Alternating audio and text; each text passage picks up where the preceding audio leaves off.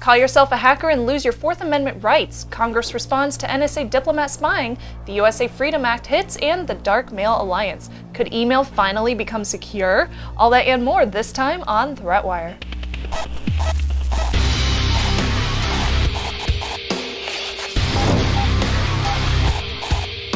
Hello and welcome to ThreatWire. I'm Darren Kitchen. I'm Shannon Morse. And this is your summary of what's threatening security, privacy, and our beloved internet freedom. There's definitely some threatening stuff going on. Now, Corey Thewin, a software developer, used to work for a company called Battelle Energy Alliance, where he helped create a program called Sophia.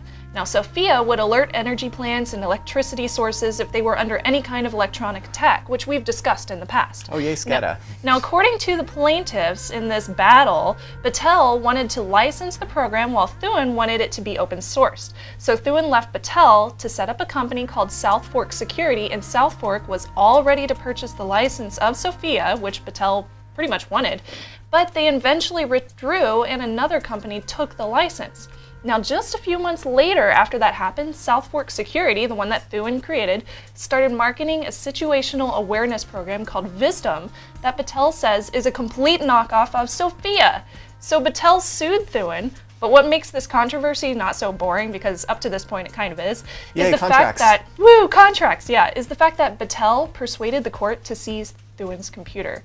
Because as a hacker, he could copy the files, release them online, and destroy evidence if he knew about the seizure, which pretty much could happen to anybody. Now, on Thewin's South Fork Security website, he says, "We like hacking things and we don't want to stop." So by basically saying, yes, we are hackers, the court ruled to allow the copying of the hard drive, an incredibly large breach of privacy.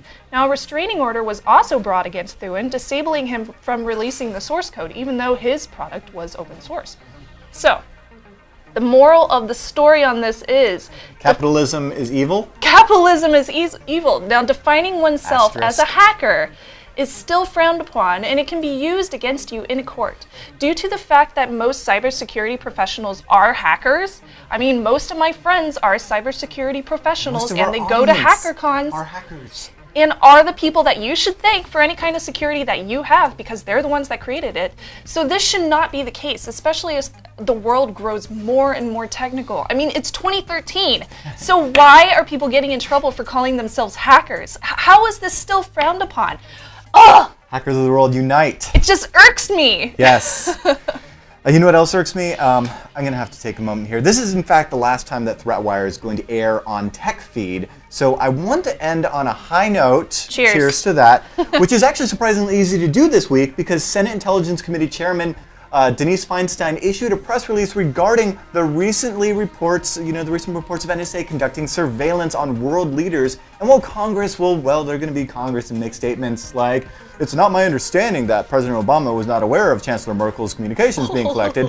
It's okay, Congress. We don't expect you to admit fault. But the good news here is that the latest revelations have finally hit politicians where it matters. I mean, it's one thing to brush under the rug the whole, American citizens being, spied upon. Domestic surveillance is one thing, but it's totally another when it's diplomat on diplomat action. In fact, Feinstein states Congress needs to know exactly what our intelligence community is doing. To that end, the committee will initiate a major review into all intelligence collection programs. NSA, clinch. Now, it's no wonder changes in the area. And it's not just because Mercury is in retrograde. The StopWatching.us rally against mass surveillance went off as a huge hit in Washington, D.C. on the 26th with an outcry of citizen support for the movement. Let's take a quick look at that video. We all know why we're here today. We're here because 4 months ago, Americans and the rest of the world were finally broadly awakened to the fact that parts of our government don't see the internet and the rest of our communications infrastructure the same way that we do. Now, in response, the USA Freedom Act seems to be gaining traction. It was introduced on the 27th by Patrick Leahy and Jim Sensenbrenner. You may recall the later as the father of the USA Patriot Act, which some would say is part of the reason we're in this mess. Now, Sensenbrenner has said that the NSA is out of control. Let's take a look. The NSA is out of control.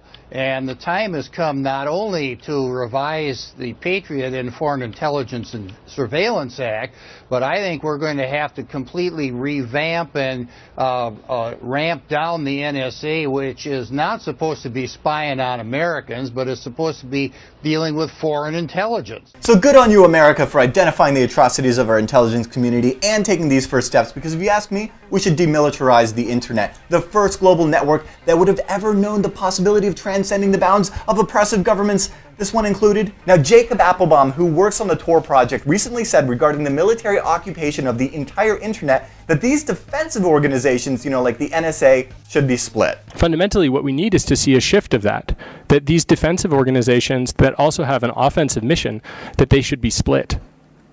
Information assurance does not go well, I think, with weaponizing exploits. If you have to break into systems and you get all the bug reports from the information assurance side that tells you how to break into systems and how to fix them, you always have an edge for breaking in. But you also have an incentive to never, ever, ever fix the broken systems. Now, this was part of the European Parliament's privacy platform, where Appelbaum spoke alongside Leodar Leveson, the owner and operator of LavaBit, who also spoke out about the shutdown of that email provider. Effectively, what was going on is the FBI wanted to usurp my online identity, usurp my private key, and use it to masquerade as my business on the internet and intercept all of the communications coming in and out of my network. Now, Leveson has teamed up with Silent Circle to resist surveillance. This new project, dubbed Darkmail Alliance, attempts to rebuild email. It's both natural to users as your regular inbox, as well as secure with automatic peer-to-peer encryption technologies that are based on Silent Circle's messaging protocol. And get this, if it were adopted, it would actually deliver a messaging solution to everyone, which is resilient to the sort of upstream collection programs run by the NSAs and GCHQs of the world. I mean, you guys have heard us talk about PGP and GPG and other clunky email solutions for privacy before, and we've seen politicians yodel bullshit since the beginning of time, but it seems like this actual mass awakening of the surveillance state we've become is finally entering the next chapter of change.